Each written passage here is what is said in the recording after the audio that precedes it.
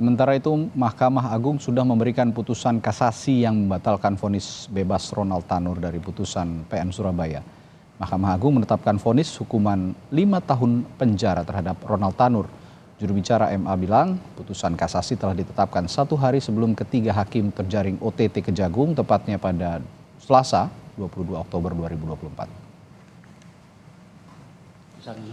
Kasasinya telah diputus dengan amarnya mengabulkan permohonan kasasi dari pemohon kasasi _ penuntut umum pada Kejaksaan Negeri Surabaya.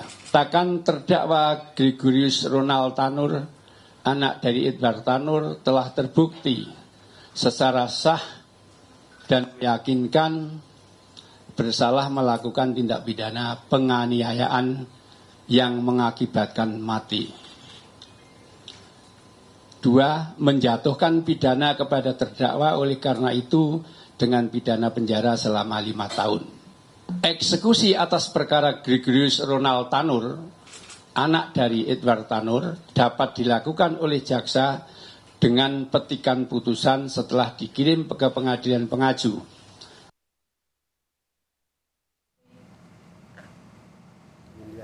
Direktorat Penyidik Jampitsus Kejagung pun sudah menemukan dari mana aliran dana yang diberikan kepada hakim yang memvonis bebas Ronald Tanur. Sudah ditemukan cukup bukti dari mana aliran dananya, kapan diterima, dan siapa yang menyerahkan. Tidak menutup kemungkinan dalam pendalamannya ada pihak lain yang terlibat. Untuk aliran dana sendiri sudah ditelusuri mungkin Pak, ini duitnya dari mana gitu Pak? Sudah. Justru dengan kita menemukan aliran dana itulah kita melakukan penangkapan. Ya. Dari uang dari siapa kepada siapa, kami sudah menemukan cukup bukti. Di BBWE-nya juga ada, di catatan transaksi juga ada, kapan dia menerima. Sementara itu, 3 hakim yang diduga terlibat suap vonis bebas Ronald Tanur langsung ditahan oleh penyidik Kejaksaan Agung usai ditetapkan sebagai tersangka. Ketiganya dititipkan di rumah tahanan Kejaksaan Tinggi Jawa Timur.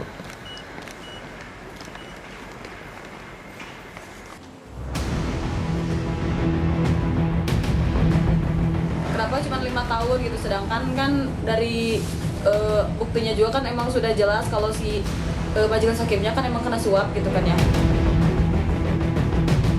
Alfika Risma bisa sedikit bernapas lega. Kejanggalan divonis bebas terhadap pembunuh kakaknya, Dini Sera Afrianti, kini mulai terungkap. Hakim yang membebaskan terdakwa Ronald Tanur ditangkap karena dugaan suap.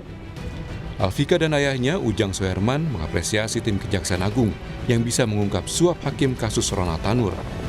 Namun keluarga kecewa karena Mahkamah Agung yang mengabulkan kasasi jaksa hanya memvonis Ronald Tanur penjara 5 tahun. Saya dikabarin kemarin jam 5 sore ya sama pengacara gitu kalau hakim tersebut sudah ditangkap kemarin kan jam 9 pagi gitu. Bahagia, senang, cuman nggak terlalu puas gitu sama hasil keputusannya gitu. Kayak kenapa cuma 5 tahun gitu, sedangkan kan dari buktinya juga kan emang sudah jelas kalau si majelis hakimnya kan emang kena suap gitu kan ya. Kena suap gitu. Nah, kenapa pasal-pasal yang diberlakukan itu enggak digunakan, maksudnya kenapa harus 5 tahun gitu, sedangkan kan di situ tuntutannya kayak 20 tahun gitu kan. Nah, jadi kurang puas gitu.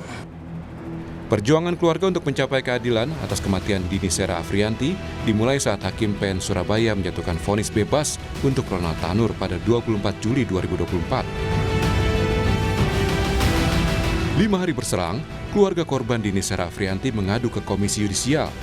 Keluarga meminta KAY mengusut perilaku dan etika hakim yang memutus bebas Ronald Tanur. Usai dari KAY, keluarga langsung menuju Komisi 3 DPR. Di hadapan anggota Komisi 3, keluarga mengeluhkan soal vonis bebas Ronald Tanur. Keluarga berharap mendapat keadilan bagi Dini Sera. Keluarga dan kuasa hukum juga membawa serta bukti yang menguatkan dugaan pembunuhan Dini Sera. Kini kejanggalan di vonis bebas Ronald Tanur satu persatu mulai terungkap.